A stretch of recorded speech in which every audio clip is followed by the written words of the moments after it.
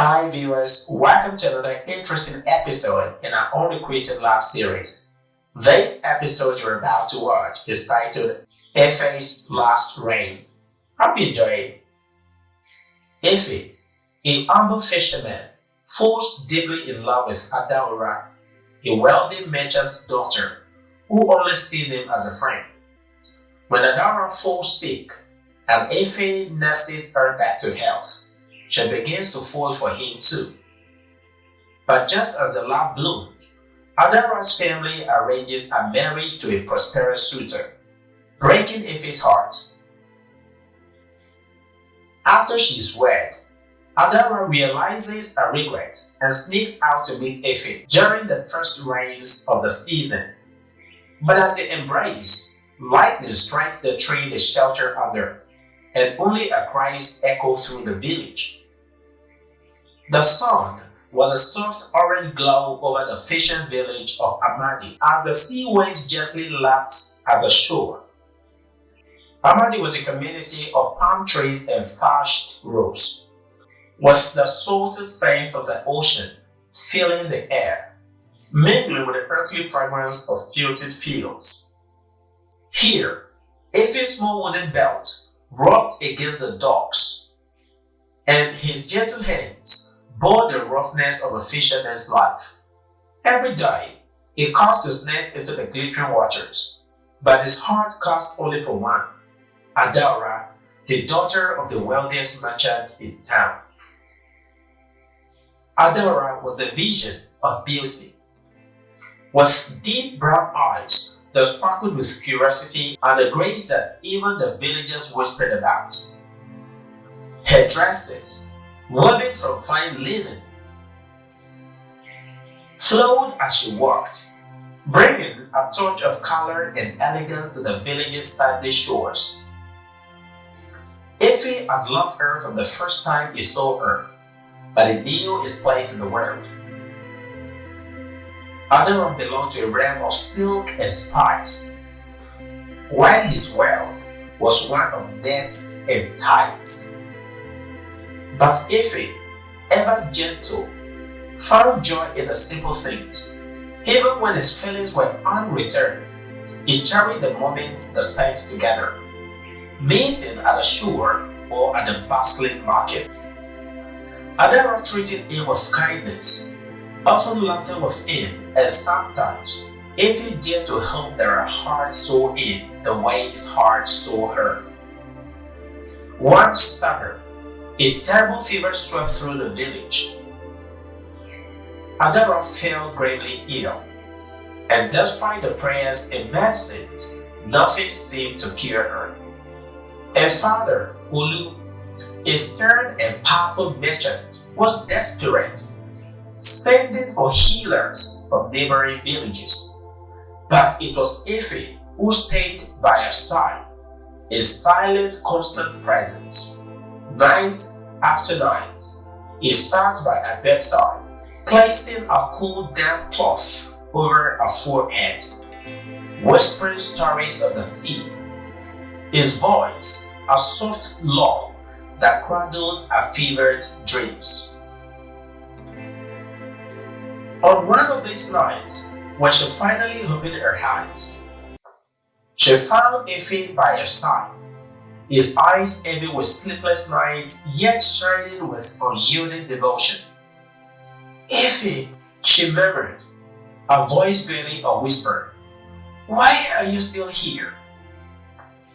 "Because you're here," he replied, his voice thick with emotion, "and I could not bear to be anywhere else."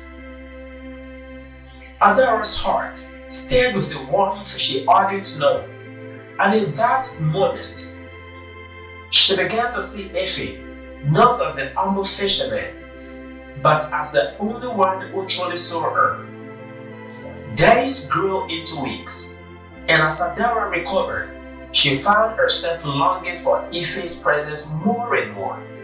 His laughter, his strength, his kindness became around her, a light in her world.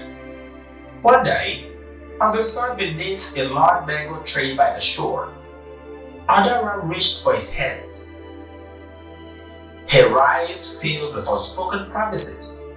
Efe, what if?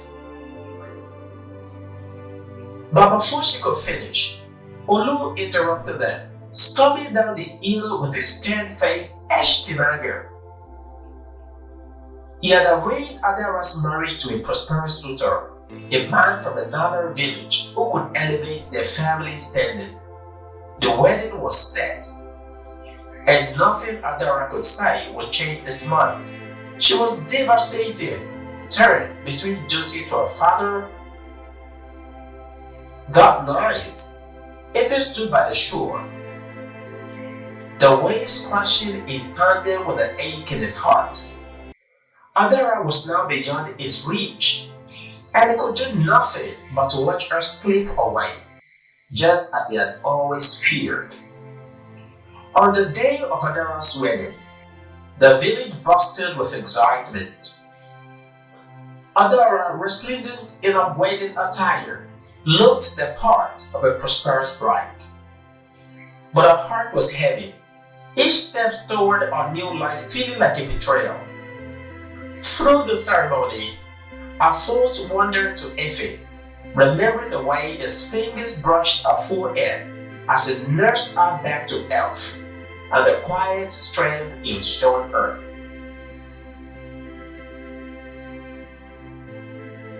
A month passed in silence, but the first rains of the season brought her back to life and back to Efe. She couldn't resist the cool on her heart and snuck away under the cover of the Emery fall. Her steps guided by the distant memory of his voice. She found him by the mango tree. His head hung low, rain dripping from his hair, as if nature itself mourned his loss.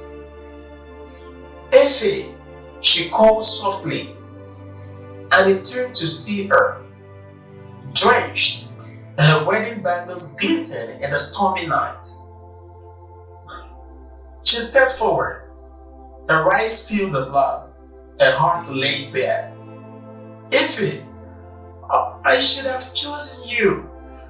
I should have listened to my heart. Efe's face softened, his heart racing as he held her, feeling her close for the first time in what felt like eternity. Then, let us be here, just for this moment, Adara, he whispered, his voice thick with both longing and sorrow. Even if the world will not have us, he said.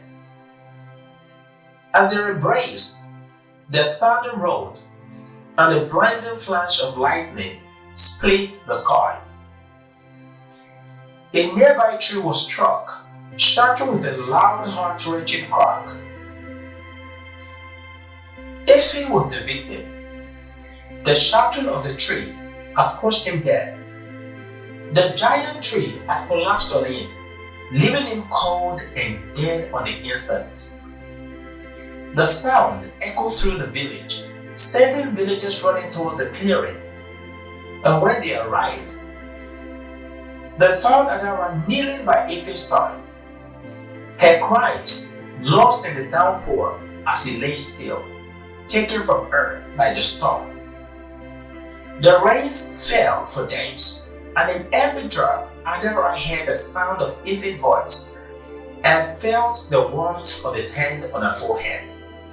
She returned to her father's house, a shadow of her former self, forever bound to the man who had shown her the truest kind of love, and forever haunted by the memory of the night that fate took him away. Thank you, dear viewers, for watching the story of Efe's last story to the end.